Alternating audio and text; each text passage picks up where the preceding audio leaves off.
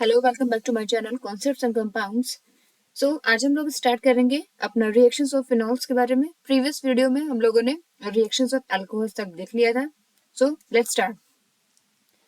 तो reaction of phenol, पहले तो हम देखना है हमें कि फिनॉल जो स्ट्रक्चर है ये किसको यहाँ पे आप जो फंक्शन ग्रुप लगा हुआ है, जो आपका जो फंक्शन ग्रुप है OH ग्रुप है ना। This OH group activates the benzene ring. ये जो OH ग्रुप लगा हुआ है इसके पास क्या है, लोन पेयर ऑफ इलेक्ट्रॉन है। ये OH ग्रुप आपका क्या कर रहा है, इस बेंजीन रिंग को एक्टिवेट कर रहा है टुवर्ड्स इलेक्ट्रोफिलिक सब्स्टिट्यूशन रिएक्शन। ठीक है, मतलब electrophilic aromatic substitution reaction of course. तो अभी देखो ये जो आपका जो सबस्ट्रेट है that is electron rich. Okay, now dilute HNO3। तो हमने हेलोएल्कीन्स और हेलोरीन्स चैप्टर में भी देखा था, नाइट्रेशन, हैलोजनेशन, है ना, fiddle craft alkylation, fiddle Crafts acylation. तो बिल्कुल सेम वैसे ही यहाँ पे भी होगा। वहां पे भी हमने देखा था कि क्या बन रहा था, ऑर्थो एंड पैरा प्रोडक्ट। वहां भी बन रहे थे ऑर्थो पैरा प्रोडक्ट, बिल्कुल सेम एज इट इज यहाँ पे भी होगा, ऑर्थो और पैरा प्रोडक्ट बनेगा। तो देखो डायल्यूट HNO3 लिया है तो यहाँ पे हमारा जो इलेक्ट्रोफाइल जनरेट होगा that is your nitronium ion. अभी जो नाइट्रोनियम आयन है वो आपका क्या बनाएगा, ortho and para product. So the product will be ortho nitrophenol and para nitrophenol. ठीक है, क्या बनाएगा ये ऑर्थो, ये आपका ऑर्थो नाइट्रोफिनॉल हो गया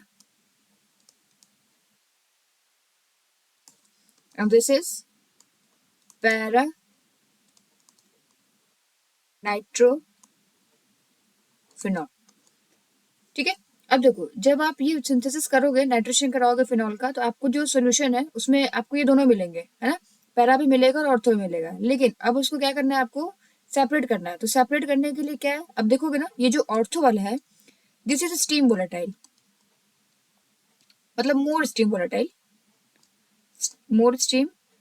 volatile in comparison to para. ये आपका लेस है, लेस स्टीम वोलेटाइल।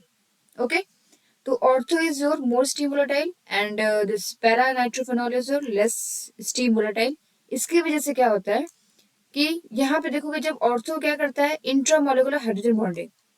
जब कोई मॉलिक्यूल अपने में ही बॉन्डिंग कर लेगा, ये आपका जो है यहाँ पे देखोगे तो ये इंट्रामोलिकुलर हाइड्रोजन बॉन्डिंग यहाँ पे हो रही है। तो विद इन मॉलिक्यूल हो रहा है ये, क्या इसमें कोई और दूसरा मॉलिक्यूल इन्वॉल्व है, नहीं है, ये इसी नाइट्रोफिनॉल के अंदर ही हो रहा है। लेकिन अगर आप पैरा नाइट्रोफिनॉल की बात करोगे तो यहाँ पे देखो ये आपका एक पैरा नाइट्रोफिनॉल, ठीक है, पहला एक मॉलिक्यूल है नाइट्रोफिनॉल का, और ये आपका एक दूसरा नाइट्रोफिनॉल का मॉलिक्यूल है।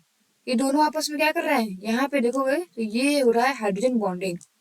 ठीक है, और जब दो अलग अलग मॉलिक्यूल्स के बीच में जो हाइड्रोजन बॉन्डिंग होती है दैट इज योर इंटरमॉलिकुलर।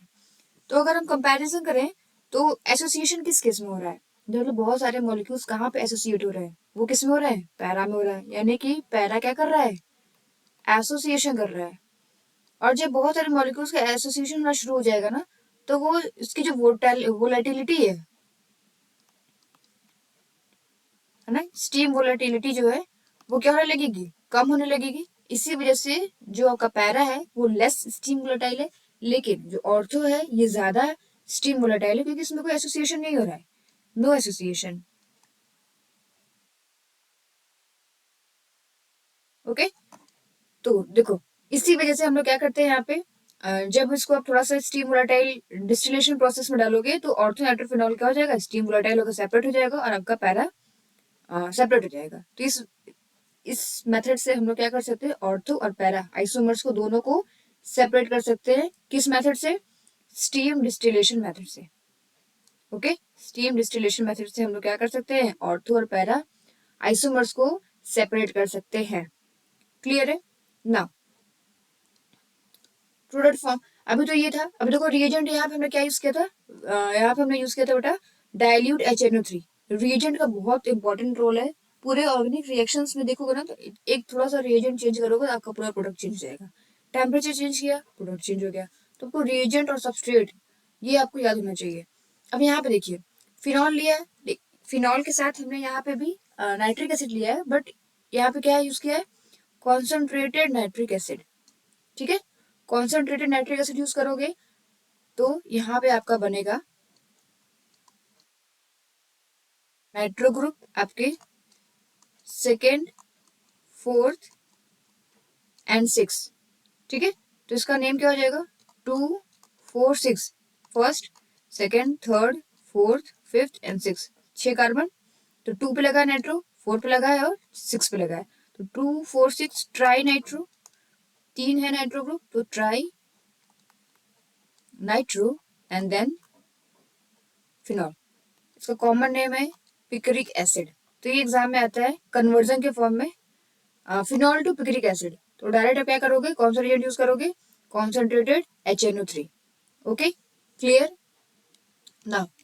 अब हम लोग मूव करेंगे हेलोजिनेशन पे। हेलोजिनेशन में देखोगे तो यहाँ पे भी आपका सॉल्वेंट का बहुत बड़ा रोल है। अगर आप Br2 को एडिशन कराते हो, है ना, ब्रोमीन का एडिशन आप कराते हो, लेकिन in the presence of what, carbon disulphide. ठीक है, कार्बन डाइसल्फाइड जो कि क्या है, इसकी पोलैरिटी थोड़ी कम होती है, लेस पोलर सॉल्वेंट है ये। तो इस केस में आपका बनेगा, it will form OH, ortho पे लगेगा Br, और दूसरा लग जाएगा आपका बेटा पैरा पे। ठीक है, ये आपका ortho bromophenol and this is your para bromophenol. दोनों प्रोडक्ट बने। यहाँ पे हमने क्या यूज किया है, कार्बन डाइसल्फाइड। लेकिन अगर आप कार्बन डाइसल्फाइड नहीं यूज करते हो, डायरेक्ट हमने क्या किया, इसका ब्रोमिनेशन कराया है, तो सिंगल मॉलिक्यूल पे ब्रोमीन का एडिशन हो जाएगा and this will form 2, 4, 6 try bromo phenol. खूब समझ में आ गया आपको, डिफरेंस समझ में आ रहा है, कहाँ पे आपने रीजेंट चेंज किया तो प्रोडक्ट में भी चेंजेस आ रहे हैं। यहाँ पे कार्बन डाइसल्फाइड ऐड किया था Br2 के साथ, तो ऑर्थो पैरा बना है। लेकिन यहाँ पे हमने कोई पोलर सॉल्वेंट यूज नहीं किया है, सिंपली हमने क्या किया है, ब्रोमीन का एडिशन कराया, यानी हेलोजिनेशन कराया, ब्रोमिनेशन कराया। तो ये आपका बनेगा 2, 4, 6 ट्राई ब्रोमो फिनॉल ना। तो very most important reaction that is coal based reaction. Coal based reaction करते क्या हम लोग, आपने लिया है फिनॉल, फिनॉल को पहले हम लोग ट्रीट करेंगे NaOH के साथ। तो फिनॉल को जब ट्रीट करोगे NaOH के साथ, हमारे पास ये बनेगा आपका सोडियम फिनॉक्साइड आयन, O-Na+। ठीक है, और ये वाटर मॉलिक्यूल यहाँ से बाहर हो जाएगा, सोडियम फिनॉक्साइड आयन बना।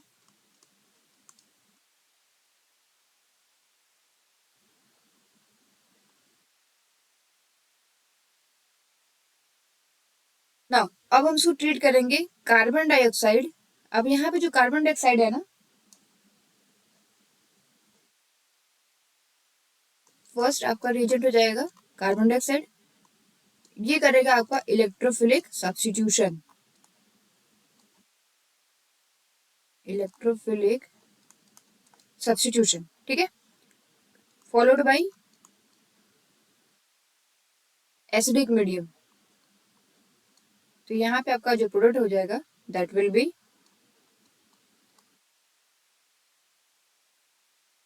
Salicylic acid. इसको हम क्या बोलते हैं, सैलिसिलिक एसिड। ओके, इसका केमिकल नेम क्या हो जाएगा, 2 हाइड्रोक्सी, 2 हाइड्रोक्सी।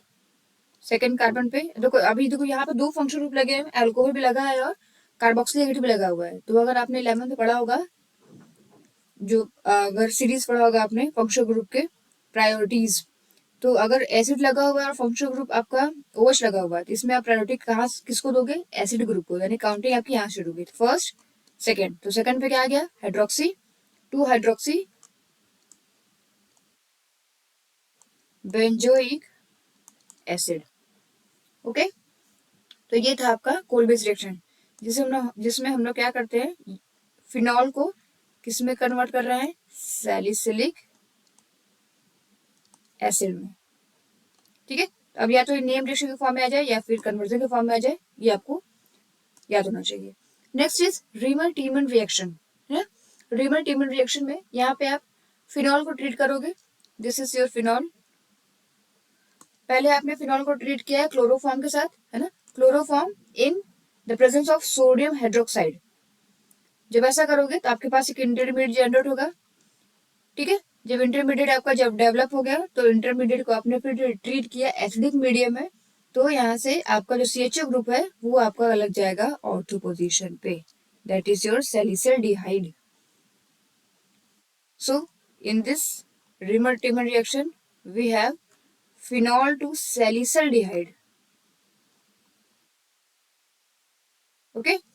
और कोलबेस में देखा था हमने फिनॉल टू सैलिसिलिक एसिड, याद रहेगा सैलिसिलिक एसिड किसमें बन रहा है, कोलबे में बन रहा है, और सैलिसिलडिहाइड किसमें बन रहा है आपका, Riemann-Tiemann में, ओके। मोस्ट इंपॉर्टेंट रिएक्शन, दोनों बहुत इंपॉर्टेंट रिएक्शन है, ठीक है ना। अब फिनॉल का रिएक्शन हमने कराया है जिंक के साथ, तो ये क्या करता है, इसको रिड्यूस कर देता है। Phenol is converted into two benzene on heating with zinc dust. तो जैसे ही जिंक डस्ट से इसको ट्रीट करोगे ये बन जाएगा आपका बेंजीन रिंग, ओके। सो यहाँ पे हमने क्या देखा, कन्वर्जन, यहाँ पे आपका कन्वर्जन हो गया फिनॉल टू बेंजीन, ठीक है। साथ साथ आप इसको भी नोट्स में ऐड करोगे, इससे आपको आइडिया रहेगा ना कि किस नेम रिएक्शन में आपने क्या कन्वर्ट किया, phenol to benzene, phenol to salicylaldehyde, phenol to salicylic acid, okay. Now oxidation of phenol, phenol को ऑक्सीडेशन कराना है तो हमने क्या लिया है यहाँ पे ऑक्सीडाइजिंग एजेंट Na2Cr2O7 या फिर K2Cr2O7 भी आप यूज कर सकते हो। तो ये क्या करेगा, इसको ऑक्सीडाइज कर देगा and it will form benzoquinone, this is your benzoquinone, okay. तो ये थे आपके सारे रिएक्शंस फिनॉल के, कुछ इसमें कोलबेस देखा आपने, Riemann-Tiemann देखा, ओके। फिर नाइट्रेशन हो गया, हेलोजिनेशन हो गया, ये सारी चीजें आपके याद होनी चाहिए। नाउ अब हम लोग कुछ कॉमर्शियली इंपॉर्टेंट जो आपके कंपाउंड्स हैं अल्कोहल के, उनके बारे में पढ़ लेते हैं, उसके बाद हम लोग स्टार्ट करेंगे ईथर। तो पहला कंपाउंड है आपका मीथेनॉल, फर्स्ट कंपाउंड इज और मीथेनॉल। इस मिथेनॉल को हम लोग और क्या बोलते हैं, वुड स्पिरिट, ठीक है। Methanol is also named as wood spirit, क्यों, क्योंकि हम लोग जो इसमें सिंथेसिस करेंगे ना, इसमें लोग वो सब्सटेंस यूज कर रहे हैं। तो ये आपका क्या है, एक कलरलेस लिक्विड है जो कि बॉयल होता है आपका 337 केल्विन पे। ये कैटालिटिक हाइड्रोजनेशन से फॉर्म होता है हमारा कार्बन मोनोऑक्साइड का। जब आप कैटालिटिक हाइड्रोजनेशन कराओगे high temperature and high pressure, और जो वहां पे हमने क्या यूज किया, एक कैटलिस्ट यूज किया, that is zinc oxide and chromium dioxide, ठीक है। तो यहाँ पे आपको क्या मिलेगा, methanol. Second is ethanol, C2H5OH। तो C2H5OH आप डायरेक्ट इसको आप फर्मेंटेशन कराओगे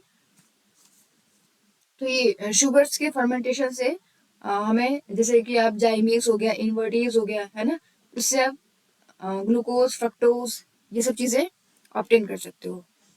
अब देखो पहला स्टेप क्या है, हमने C12H22O11 इसको हमने क्या किया, इन्वर्टर से ट्रीट किया, तो ये आपका ग्लूकोज भी बना और फ्रक्टोज भी बना। अब इस C6H12O6 को हमने क्या किया, जाइमस से ट्रीट किया, तो ये आपका बन गया एल्कोहल, ओके। ये जो आता है ये शुगर को हमने इन्वर्टेज किया, ग्लूकोज फ्रक्टोज बना, फिर हमने इस ग्लूकोज और फ्रक्टोज को जाइमेज से ट्रीट किया है, तो ये आपका किस में कन्वर्ट हो गया, एल्कोहल में, ओके। नाउ अब हम लोग स्टार्ट करेंगे इस चैप्टर का सबसे लास्ट टॉपिक होगा, एल्कोहल पढ़ लिया, फिनॉल पढ़ लिया, ईथर, ओके। तो सबसे पहले हम लोग देखते हैं ईथर। इसका एक बेसिक स्ट्रक्चर होता है, दैट इज ROR अभी R डैश इक्वल भी हो सकते हैं और R डैश इक्वल नहीं भी हो सकते हैं। जरूरी नहीं है कि वो हमेशा इक्वल ही हो, या जरूरी नहीं है कि वो हमेशा अनइक्वल हो। तो मतलब अगर CH3 हो सकता है, यहाँ CH3 और C2H5 भी हो सकता है। तो पहले आप प्रिपरेशन देखोगे, प्रिपरेशन ऑफ ईथर्स। तो first preparation is by dehydration of alcohols. Alcohols को डिहाइड्रेट करके हम बनाएंगे। तो डिहाइड्रेशन का मतलब क्या है, वहां से हम लोग क्या रिमूव कर रहे हैं, वाटर के मॉलिक्यूल, ओके। अब देखो यहाँ पे इस रिएक्शन में ना, जब आप ईथर्स का प्रिपरेशन करोगे तो जितने भी रिएक्शन आप पढ़ोगे वहां पे आपको टेम्परेचर का बहुत बड़ा रोल दिखेगा आपको। अगर आपने अल्कोहल लिया हुआ है, इफ यू हैव अल्कोहल, इसमें आपने कोई डिहाइड्रेटिंग एजेंट डाला, डिहाइड्रेटिंग एजेंट लाइक H2SO4, और इसको आपने क्या किया, 443 टेम्परेचर 443 केल्विन पे आप इसको रिएक्शन को प्रोसीड करा रहे हो। तो यहाँ पे पहले अगर इतना टेम्परेचर है 443 है तो आपको क्या मिलेगा, alkene. Alkene like CH2 double bond CH2 and H2O। लेकिन अगर सेम रिएजेंट में आपका टेम्परेचर कम है तो आपका क्या मिलेगा, ईथर CH3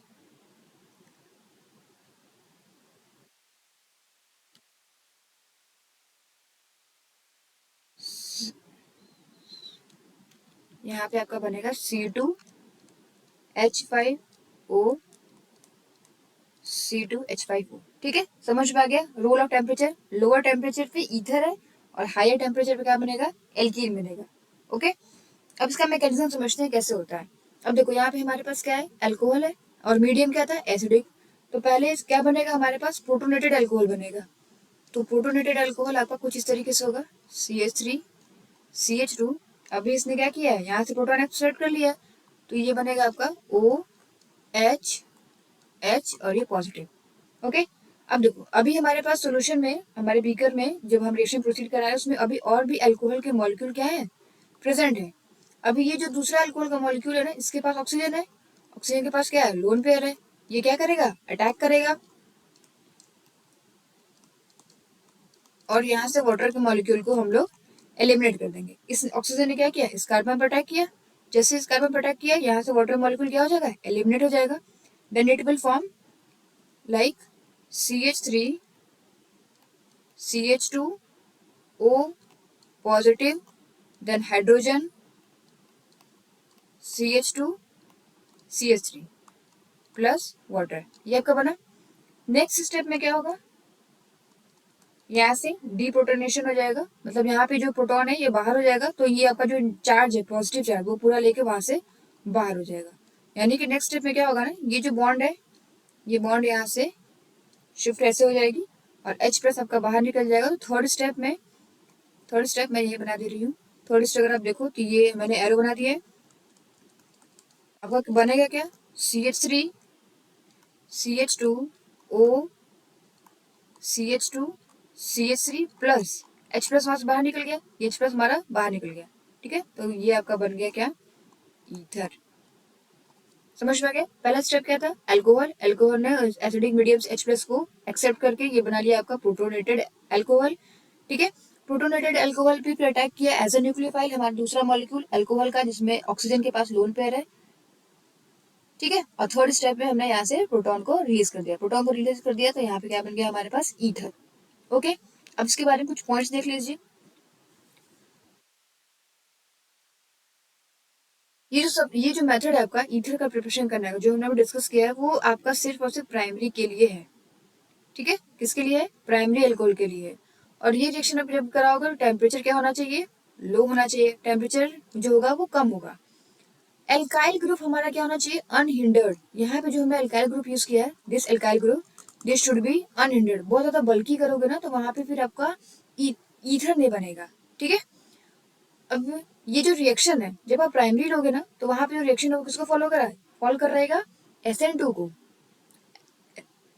SN2 और SN1 हमने हेलो एल्केन और हेलो एरिन में पढ़ लिया है। ठीक है, तो जब आप प्राइमरी अल्कोहल यूज करोगे then it will follow what, SN2 reaction. लेकिन अगर आप सेकेंडरी और टर्शरी यूज करोगे, सेकेंडरी और टर्शरी अल्कोहल आप लोगे तो वो किसको फॉलो करेगा, SN1 को। ठीक है, समझ में आ गया। तो ये क्वेश्चन आता है कि if you have primary alcohol then the pathway will be SN2 और SN1 type, then you have this SN2 type. और अगर आपने सेकेंडरी और टर्शरी अल्कोहल लिया हुआ है तो किसको फॉलो करेगा, SN1 में, तो फिर वहां बनेगा कार्बोकेटाइन। ठीक है, वो सारी चीजें फिर चलेंगी। तो इस रिएक्शन के मेथड को हम लोग यूज करते हैं प्राइमरी अल्कोहल के लिए। यहाँ पे हम लोग क्या यूज करेंगे, प्राइमरी अल्कोहल यूज करेंगे। Next name reaction, important name reaction है आपका विलियमसन सिंथेसिस। तो विलियमसन सिंथेसिस क्या है, ये इंपॉर्टेंट एक लेबोरेटरी मेथड है जिससे कि हम लोग सिमेट्रिकल ईथर और एसिमेट्रिकल ईथर दोनों सिंथेसाइज करते हैं, सिमेट्रिकल भी और एसिमेट्रिकल भी। ठीक है, अब देखो होता क्या है, हम लोग क्या लेते हैं इसमें, एल्काइल हैलाइड लेंगे। उस एल्काइल हैलाइड को हमने ट्रीट किया है किसके साथ, एल्कोक्साइड के साथ, सोडियम एल्कोक्साइड के साथ।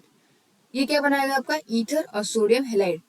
हैलाइड जो आपने हेलोजन यूज किया है वो वहां होगा। जनरली आप इसमें आयोडाइड वगैरह यूज करोगे, ब्रोमीन वगैरह यूज करोगे। देखो यहाँ पे इसका बेस रिएक्शन है, alkyl halide RX, sodium alkoxide R-ONA, ये लिया हमने। तो यहाँ से देखो ये X और ये सोडियम, ये बना लिया आपका सोडियम हैलाइड, है ना। सोडियम हैलाइड घूम के बाहर आ गया यहाँ पे, और आपके पास क्या बचा ROR-, ये है आपका ether.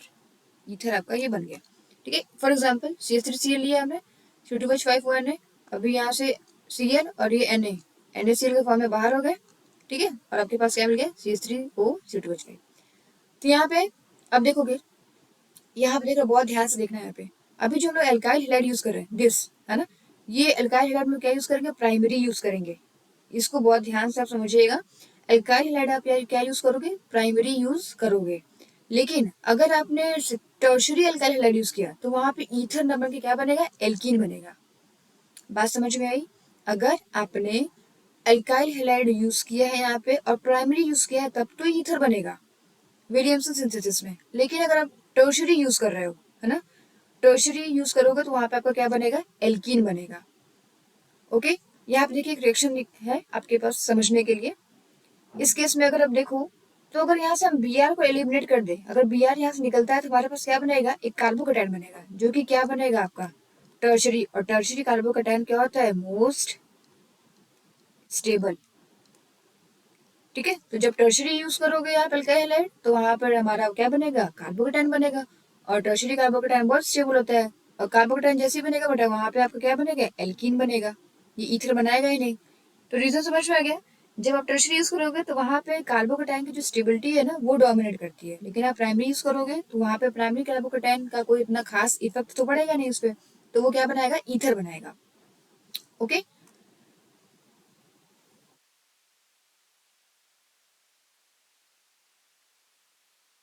Next is your physical properties.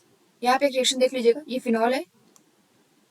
Phenol को हमने ट्रीट किया है किसके साथ, NaOH के साथ, यानी कि एक बेस में। तो पहले आपका क्या बनेगा, ये बना आपका sodium phenoxide, this will form sodium phenoxide. Okay, अब ये फिनॉक्साइड क्या करेगा, यहाँ से OR ईथर बना लेगा, मतलब एराइल एल्काइल ईथर बनेगा, और क्या बनेगा, सोडियम हैलाइड, ठीक है। तो हमने एल्काइल एराइल ईथर भी देख लिया, मतलब एक आपने एराइल का भी देख लिया, और इसके पहले आपने क्या देखा था, एल्काइल्स के देखे थे। जहां पे हमने R और R डैश डिस्कस किया था वो था आपका एल्काइल का, प्योरली एल्काइल सारे थे, उसमें कोई एराइल नहीं था। लेकिन इस केस में क्या है, आपके पास एराइल भी है और एल्काइल भी है। Okay, now moving to the physical properties. देखो फिजिकल प्रॉपर्टीज आपके एनसीईआरटी में ज्यादा तो दिए नहीं है, लेकिन मैंने यहाँ पे कुछ एडिशनल पॉइंट्स भी लिख दिए हैं, इसको आप अपने नोट्स में ऐड कर लीजिएगा। पहला क्या है, बॉइलिंग पॉइंट। तो एल्कोहल्स और जो ईथर होते हैं इनका जो बॉइलिंग पॉइंट होता है वो डिफर करता है। क्यों होता है, क्योंकि इनके अंदर क्या, इसमें क्या प्रेजेंट है आपका, हाइड्रोजन बॉन्डिंग। अल्कोहल के मॉलिक्यूल्स जो होते हैं वो क्या करते हैं, हाइड्रोजन बॉन्डिंग करते हैं, है ना, क्योंकि उसके अंदर क्या होता है प्रेजेंट, OH ग्रुप प्रेजेंट होता है, जो कि आपका क्या बनाता है, हाइड्रोजन बॉन्डिंग। ये हमने देखा था अभी, ऑर्थोनाइट्रोफिनॉल पैरानाइट्रोफिनॉल, जिसमें इंटरमोलिकुलर बन रहा था, ठीक है। ईथर जो है बेटा ये आपका इंटरमोलिकुलर हाइड्रोजन बॉन्ड नहीं बनाएगा, लेकिन अल्कोहल बनाता है।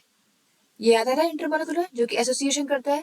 लेकिन ईथर ऐसा कोई भी इंटरमोलिकुलर हाइड्रोजन बॉन्ड की फॉर्मेशन नहीं करता है, लेकिन अल्कोहल्स करते हैं। थर्ड इज, ईथर का जो बॉइलिंग पॉइंट है वो हाइड्रोकार्बन से ज्यादा है, ठीक है। तो हाइड्रोकार्बन से ज्यादा है लेकिन अल्कोहल से क्या है, कम है। ओके, नाउ फिजिकल स्टेट और अपीयरेंस। जो लोअर ईथर्स होंगे, है ना, लोअर ईथर्स मतलब जैसे मान लो CH3 और CH3 है, सबसे लोअर क्या होगा आपका, सबसे लोअर ईथर आपका ये, है ना, जो दोनों साइड आपके पास क्या है, मिथाइल ग्रुप लगे हुए हैं, this is your lowest ether. तो लोअर ईथर आपके कलरलेस होंगे, वोलेटाइल लिक्विड्स होंगे, और इनका स्मेल कैसा होगा, स्वीट स्मेल होगा। लेकिन जैसे जैसे आप कार्बन के नंबर्स बढ़ाते जाओगे वो किस में कन्वर्ट हो जाएंगे, वैक्सी सॉलिड में।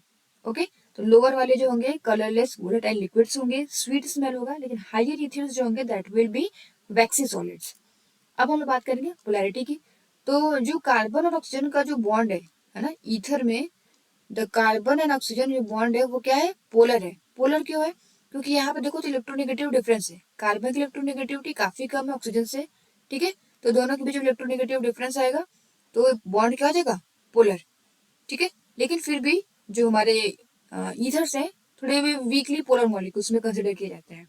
सॉल्युबिलिटी, वाटर में ये कुछ हद तक घुल जाते हैं, मतलब कुछ एक्सटेंट तक इनकी सॉल्युबिलिटी देखी जाती है।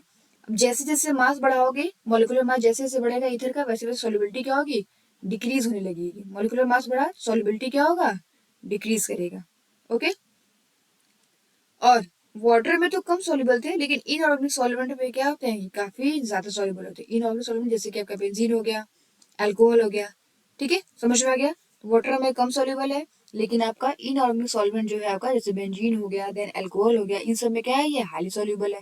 ठीक है। नाउ डेंसिटी, डेंसिटी की बात करें, अगर वाटर से कंपेयर करोगे तो वाटर के कंपेरिजन में इनकी डेंसिटी काफी कम होती है, लेस डेंसर होते हैं। डाइपोल मोमेंट, अब देखो अगर स्ट्रक्चर बनाओगे ना, स्ट्रक्चर जैसे CH3 इस तरीके से, है ना, इनके पास लोन पेयर है, तो ये स्ट्रक्चर क्या होता है, बेंट स्ट्रक्चर बना है ना। इस बेंट स्ट्रक्चर का जो रीजन वो क्या है, इसके पास क्या है, लोन पेयर है। अभी देखो, अगर इस तरीके से होता लीनियर, तो यहाँ पे dipole moment, net dipole moment क्या होता है, जीरो हो जाता है। लेकिन इस केस में जब स्ट्रक्चर बेंट हो गया है, तो यहाँ पे जो नेट डाइपोल मोमेंट है वो जीरो नहीं होगा, है ना। यहाँ पे कुछ ना कुछ डाइपोल मोमेंट आपको देखने को मिलेगा, यानी कि म्यू की वैल्यू जो है यहाँ पे जीरो नहीं होगी। ओके ना। वोलेटाइल एंड इनफ्लेमेबिलिटी, ये काफी हाईली वोलेटाइल होते हैं और इनफ्लेमेबल होते हैं। इनफ्लेमेबल का मतलब क्या है, ऐसे कंपाउंड्स, ऐसे ऑर्गेनिक कंपाउंड जिनका इग्निशन टेम्परेचर काफी कम होता है। ठीक है, तो ईथर जो होते हैं इनका इग्निशन टेम्परेचर कम होगा। अब हम लोग देखेंगे केमिकल प्रॉपर्टीज। ओके, तो केमिकल प्रॉपर्टीज में first is your cleavage of carbon oxygen bond. First is your carbon oxygen bond. तो हम लोग देखो जितने रिएक्शंस देखेंगे ना बेटा, वहां पे हम लोग देखेंगे कि कार्बन और ऑक्सीजन का जो बॉन्ड है वो क्या हो रहा है, ब्रेक हो रहा है। तो ईथर जो होते हैं वो लेस रिएक्टिव होते हैं, मतलब ईथर जो फंक्शनल ग्रुप है ROR, वो लेस रिएक्टिव फंक्शनल ग्रुप में कंसिडर किया जाता है। इसीलिए इस बॉन्ड को ब्रेक करने के लिए या इसकी जो प्रॉपर्टीज को शो करने के लिए हमें क्या चाहिए, एक ड्रास्टिक कंडीशन चाहिए। ड्रास्टिक कंडीशंस अगर वो टेम्परेचर का चेंज हो सकता है, या फिर हमने जो रिएजेंट यूज करना है वो एक्सेस में होना चाहिए। ठीक है, अभी देखो यहाँ पे, जैसे ये आपका ईथर हो गया, this is your ether. Ether को हमने ट्रीट किया है HX, हाइड्रोजन हेलाइड्स के साथ। तो जैसे ट्रीट करोगे, सो वी हैव एक RX एंड एक आपका एल्काइल हेलाइड बनेगा, और दूसरा क्या बना आपके पास, एल्कोहल। ठीक है, अब यही एल्कोहल जो आपका यहाँ बना है ना, फिर वो क्या करेगा, इस HX के साथ फिर से रिएक्शन करेगा, तो फिर आपके पास एक RX बना और आपके पास वाटर। ठीक है, ये R और X और ये वाटर मॉलिक्यूल यहाँ से बाहर निकल गया। ठीक है, दिस योर वाटर मॉलिक्यूल बाहर निकल गया, और आपके पास क्या बचा, RX, यानी कि एक मॉलिक्यूल है ना हमारा ईथर का, जब वो हाइड्रोजन हैलाइड के साथ रिएक्शन कर रहा है, तो आपको वो दो मॉलिक्यूल्स बनाकर दे रहा है, किसके, RX के। ठीक है, क्लियर है, समझ में आ गया।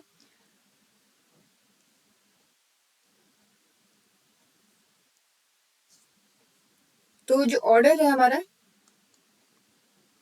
रिएक्टिविटी ऑफ हाइड्रोजन हैलाइड्स का, that will be like HI सबसे ज्यादा रिएक्ट करेगा, देन HBr और फिर HCl। ओके, ये ऑर्डर आप याद रखिएगा।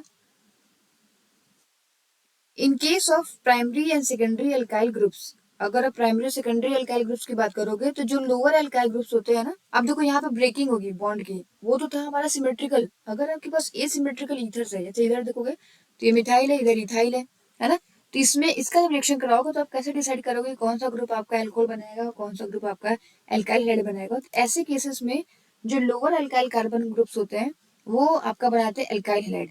लोअर यानी कि इधर देखो तो एक कार्बन है, और इस साइड के पास क्या है, दो कार्बन है, तो लोअर किधर है आपके पास, कम कार्बन किधर है, इस साइड है, तो जो लोअर वाले होंगे बेटा ये आपका बनाएगा हेलाइड्स के साथ, ये आपका हेलाइड का रिएक्शन करेगा, और ये पूरा चला जाएगा किसमें, अल्कोहल के फॉर्म में।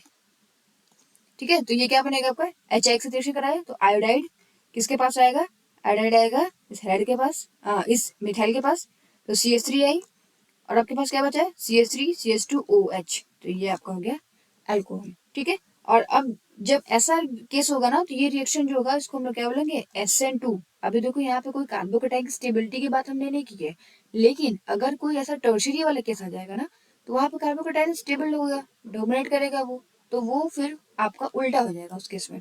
जैसे देखो नेक्स्ट एग्जांपल में ये जो है आपका, ये आपका जो कार्बन है दैट इज योर टर्शरी है। अब देखो अगर इस बॉन्ड को हम लोग यहाँ से ब्रेक करें, अगर ये बॉन्ड आप यहाँ से ब्रेक करो, ये ए हो गया, और इस बॉन्ड को अगर यहाँ से ब्रेक करो, ये बी हो गया। ठीक है, अगर ये ए से ब्रेक हुआ, यहाँ से ब्रेक हुआ अगर, तो आपके पास क्या बनेगा, CH3 CH3 देन CH3, और ये होगा आपका ए वाला मैं बता रही हूँ OH और CH3I, ये ए वाला ब्रेकिंग होगा तो ऐसा बनेगा। और अगर बी वाले से आप कराओगे तो बी से आपका क्या बनेगा, ये आपका बी वाला जो है यहाँ से, है ना, अगर बी से आपने ब्रेकिंग कराई है तो ये बनेगा आपका CH3, यहाँ भी मिथाइल ग्रुप, यहाँ मिथाइल ग्रुप, ये हो जाएगा आपका I, यहाँ पे लगेगा iodide group, and then CH3OH। ठीक है, लेकिन अगर आप कार्बोकेटाइन की स्टेबिलिटी देखो तो कार्बोकेटाइन की स्टेबिलिटी के अकॉर्डिंग यहाँ पे आप देखोगे तो इसमें टर्शरी कार्बोकेटाइन बन रहा है। ठीक है, तो जहां पे टर्शरी कार्बोकेटाइन बनेगा, यहाँ पे आएगा पॉजिटिव चार्ज, इसके पास कौन आएगा, नेगेटिव, तो नेगेटिव किसके पास है, आयोडाइड के पास। तो इस केस में जो बॉन्ड बी वाला है ना, वो क्या होगा, ज्यादा प्रीडोमिनेट करेगा इस पहले वाले को। ठीक है, समझ में आ गया, क्लियर है। तो दो केस है आपके पास, पहले अगर प्राइमरी दिया हुआ है तो इजीली आप जो लोअर कार्बन का नंबर होगा उसके साथ आप क्या लगा दोगे, जैसे भी हमने पीछे देखा था, उसके साथ आप लगा दोगे आयोडाइड ग्रुप, आयोडाइड या फिर हेलाइड्स, और जो ग्रेटर नंबर वाले कार्बन होंगे वो कन्वर्ट हो जाएंगे अल्कोहल में। लेकिन अगर आप टर्शरी यूज करोगे तो टर्शरी केस में आपके पास क्या बनेगा, कार्बोकेटाइन बनेगा। ठीक है, अब जब कार्बोकेटाइन बनेगा तो उस कार्बोकेटाइन पे चार्ज क्या है, पॉजिटिव चार्ज है, तो उसके पास कौन जाएगा, H+ तो जाएगा नहीं, पॉजिटिव पॉजिटिव रिपल्शन है, उसके पास क्या हो जाएगा, वहां पे हेलाइड्स लिख जाएंगे। ठीक है, तो एल्काइल हेलाइड बनेगा टर्शरी के केस में। ओके, अब देखिए यहाँ पे कुछ इंटेक्स एग्जांपल्स दिए, क्वेश्चंस दिए हुए एग्जांपल्स हैं आपके एनसीईआरटी के, तो इसको अगर आप समझ लोगे तो आई थिंक आपको ये पैटर्न समझ में आ जाएगा कैसे करना है। अब देखो ये आपको टर्शरी का केस नहीं है ना, टर्शरी का केस नहीं है तो हम लोग क्या करेंगे, लोअर कार्बन का जो नंबर है वो जाएगा आपका हेलाइड के पास, यानी ब्रेकिंग ऐसे होगी, इस साइड आपको 2 ही कार्बन है तो इधर हम क्या ऐड करा देंगे, आयोडाइड, और यहाँ पे क्या हो जाएगा, OH ग्रुप। तो प्रोडक्ट मिलेंगे हमारे पास, क्या बनेंगे, CH3 CH2 CH CH3 CH2 OH, और फिर CH3 CH2 I, ये हो गया। सेकेंड केस में देखो, सेकेंड केस में आपके पास टर्शरी कार्बोकेटाइन की पॉसिबिलिटी है, ये वाला जो कार्बन है ये आपका क्या है, टर्शरी है।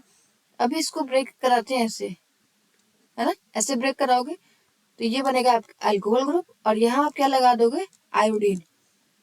ओके, समझ में आ गया। नाउ नेक्स्ट, अब इसमें यहाँ पे आप देखो तो कार्बन ऑक्सीजन का बॉन्ड तो ब्रेक नहीं होगा, है ना, ये काफी स्ट्रांग है, तो ब्रेकिंग कहाँ से होगी, आपके पास क्या मिलेगा, एक फिनॉल मिल जाएगा, और यहाँ पे आप क्या लगा लोगे, आयोडीन। ठीक है, CH2I। होप कि आपको ये समझ में आ गया होगा। आगे हम लोग electrophilic substitution reaction plus NCERT के इंटेक्स्ट क्वेश्चंस सॉल्व करेंगे नेक्स्ट वीडियो में। Thank you for watching.